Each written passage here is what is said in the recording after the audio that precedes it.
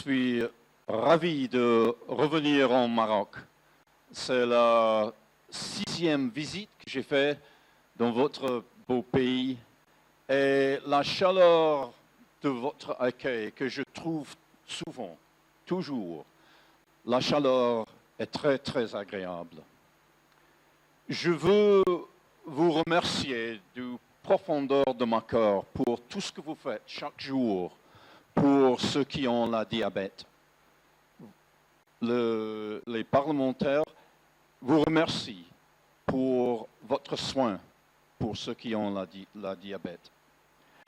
Je regrette beaucoup que je ne suis pas assez facile en français de faire la présentation dans la langue.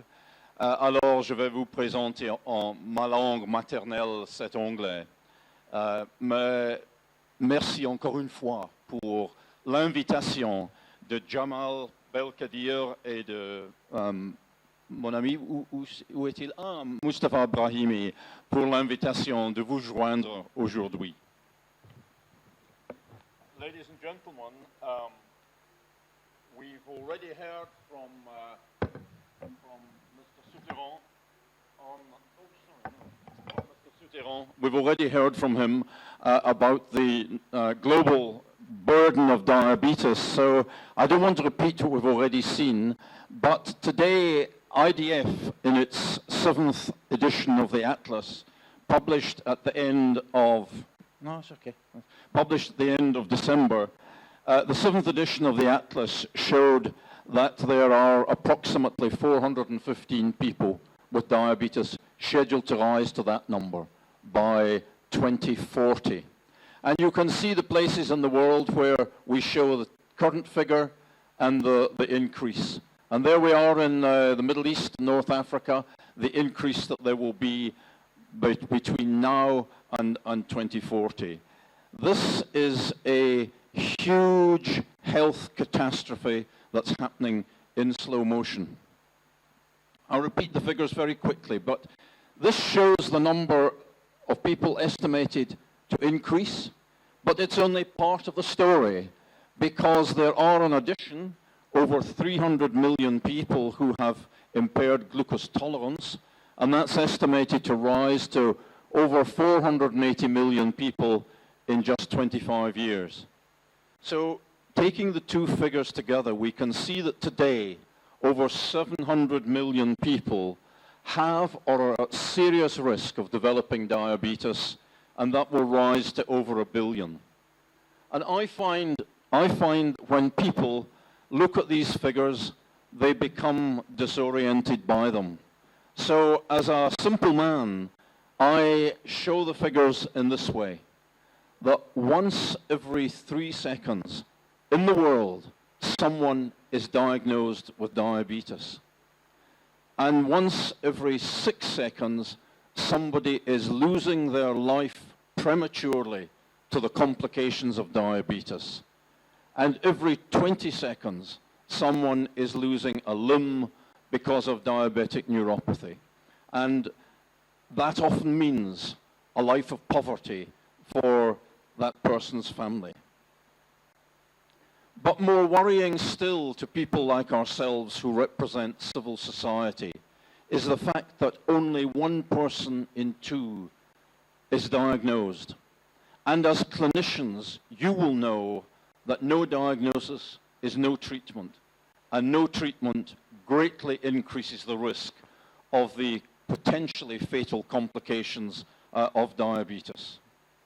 I mentioned the number of deaths, and we could argue all day long about how many deaths really result from diabetes.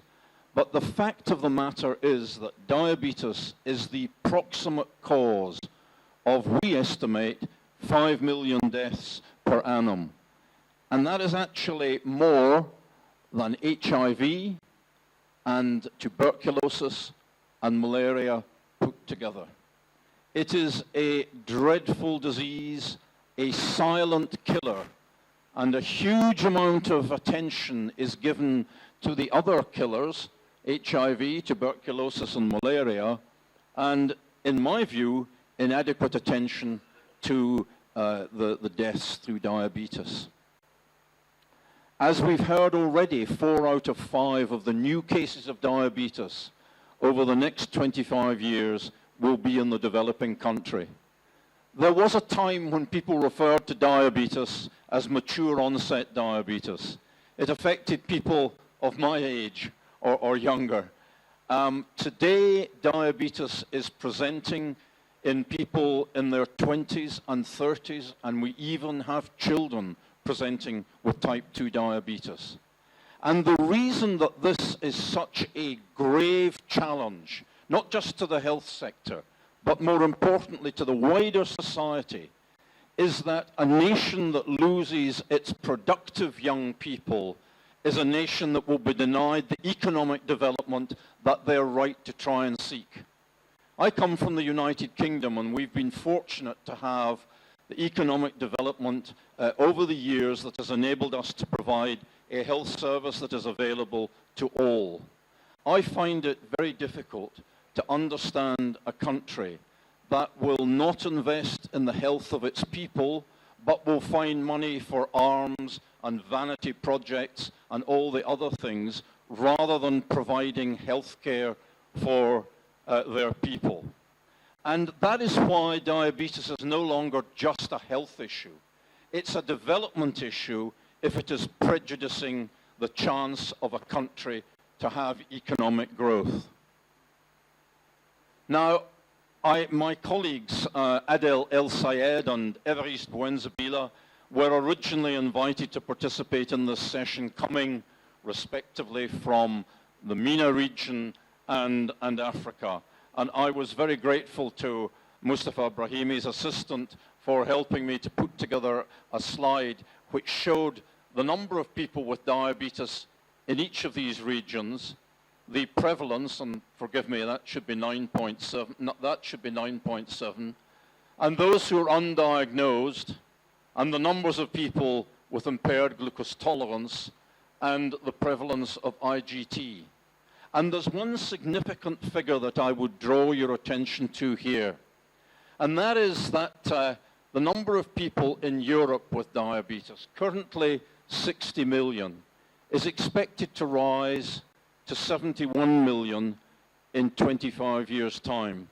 That's a much lower rate of growth than the growth of diabetes in MENA region.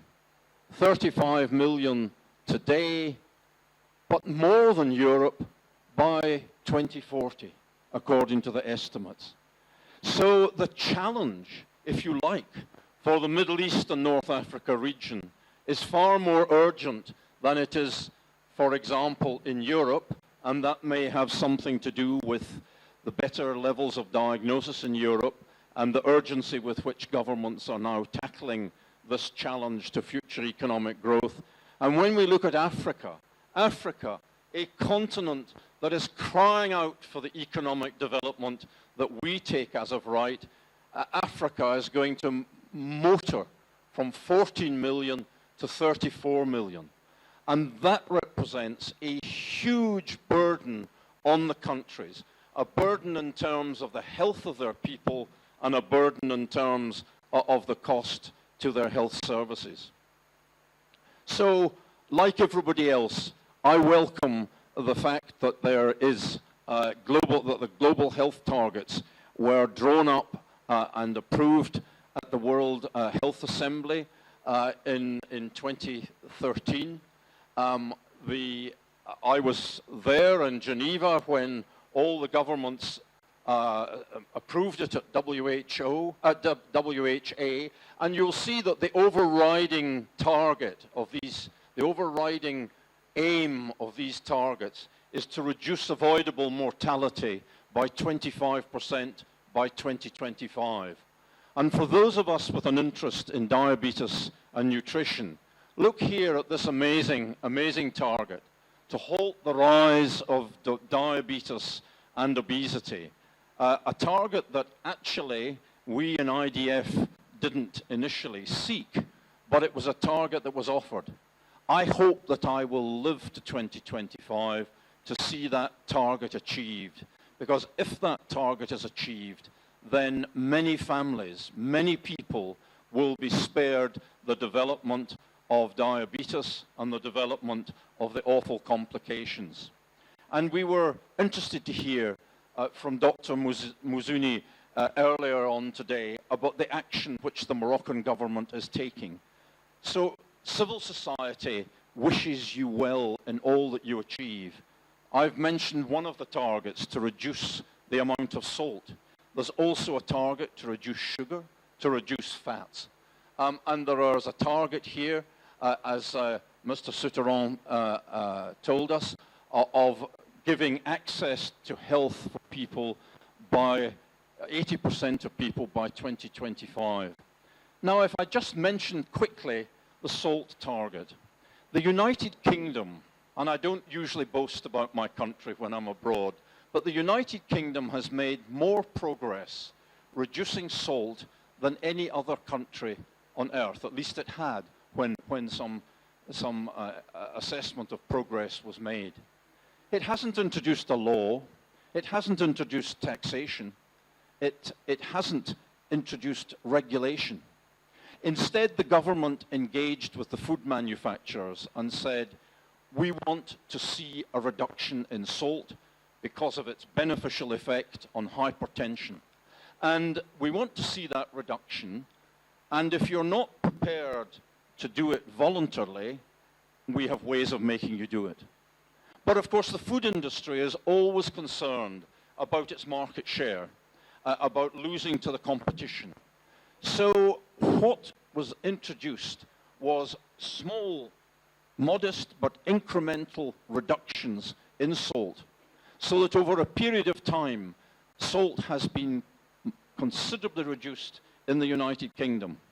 And a very, very simple test that I tell people to take is to buy some potato crisps in the United Kingdom, then cross the channel to France and have the same potato crisps in France, and notice the difference. There's a very significant difference. France has not yet grasped the challenge of reducing the salt in its food. But I don't underestimate the challenge of getting the food industry to cooperate with society in order to make food products more healthy.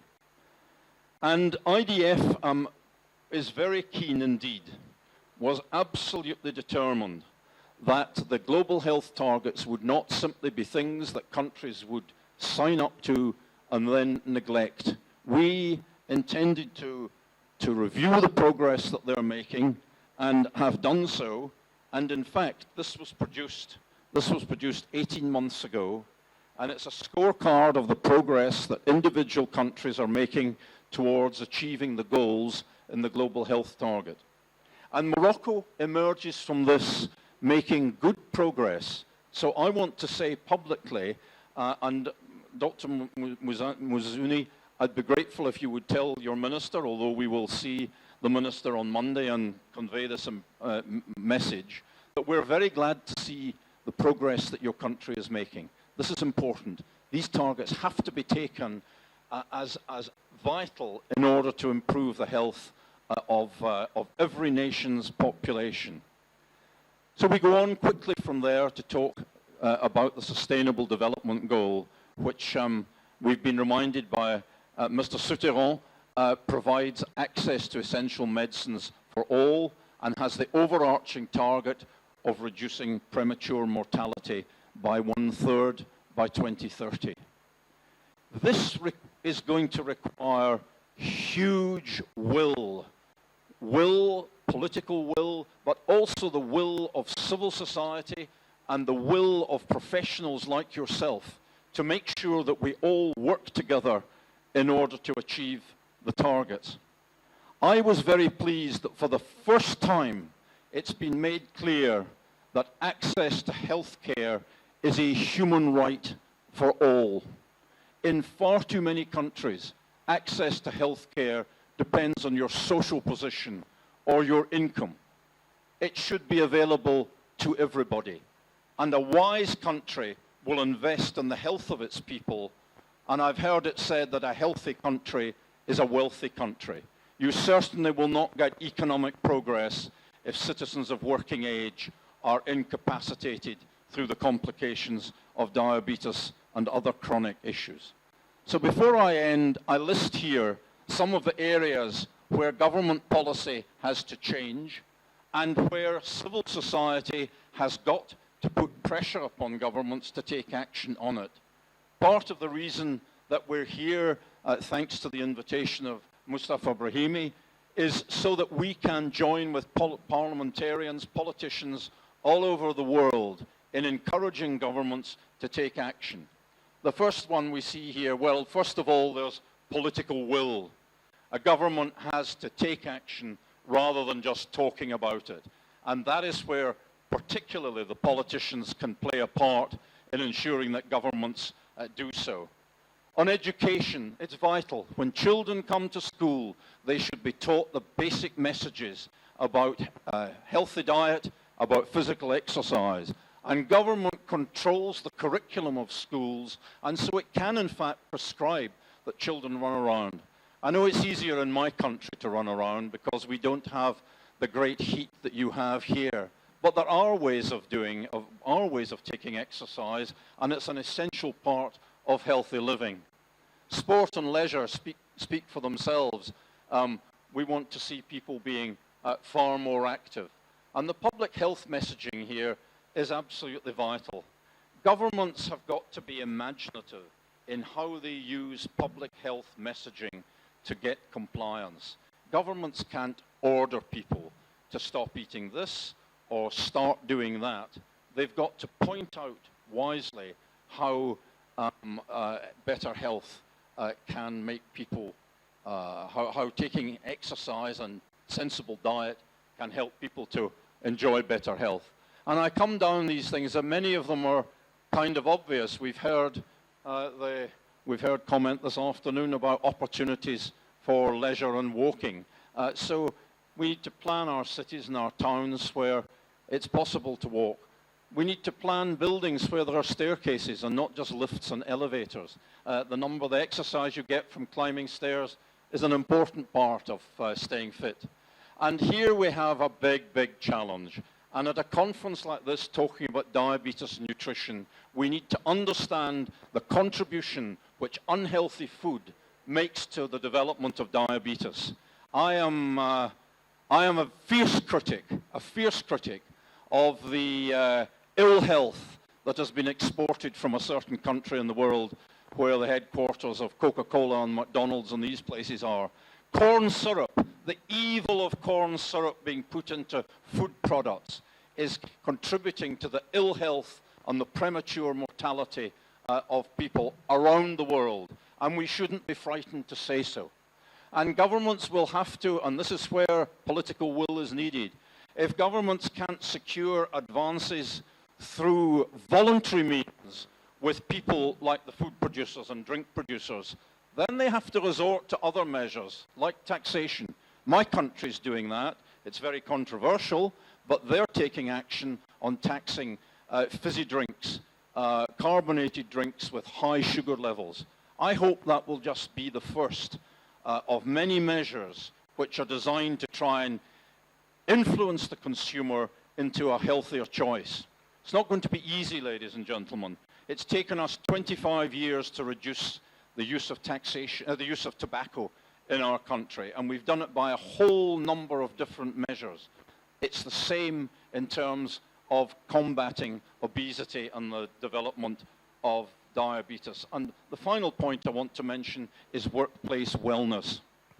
Employers have a vested, whether they're in the public sector or the private sector, employers have a vested interest in keeping their workforce healthy. Healthy people turn up to work and they're productive. Unhealthy people ring in and say they're sick and they're in bed and they can't work. So one of the measures that I believe will lead to a healthier population is when employers recognize their, I'd go as far as calling it an obligation, their obligation to invest in the health of their work people. It's an asset that doesn't appear on the balance sheet of the company, but a healthy workforce will be a productive workforce. And finally, I want just to say something that is deeply personal to me. Life for a Child is a program which IDF has introduced. Life for a Child provides insulin and blood glucose monitoring for children whose families cannot afford insulin in 48 countries. That's 48 countries where governments have decided that they will spend money on arms, on this, on that, on the other, but not give children insulin. And when parents have to pay for the insulin and haven't got the money, that child will eventually, or sooner rather than later, that child will die. For me, coming from a country where my daughter has had access to insulin, to blood glucose monitoring, to the most wonderful care by devoted clinicians, to me, it is unacceptable. This is a stain on the conscience of humanity. And that is why, Mustafa, that is why the parliamentarians around the world, and particularly in the countries that do not give priority to providing insulin for children, that is why our work will never be done until we persuade the governments to provide insulin. In the meantime, we help, and it is extraordinarily touching and humbling to go to a country and to meet the little children and the families, and to know that without this program, these children would only be a memory in their parents' minds. So if you ask me, what is it that makes me tick? Why do I have a passion to carry on fighting for diabetes? It is because these kids are entitled to the same chance in life that my child had. And it's a worthy objective. And I'm very glad indeed that Morocco understands the importance of this. But you see in many countries around the world, and some of these countries are not poor. India can find $50 billion for a space program, but it can't find the money to give their children with type 1, usually with type 1 diabetes, the insulin they need to stay alive. So this is a program that literally gives life. I'm proud that IDF has introduced that program, but again, I hope that in my lifetime, there will be no further need for this program, that countries will understand the importance of investing in the health of their people. Shukran.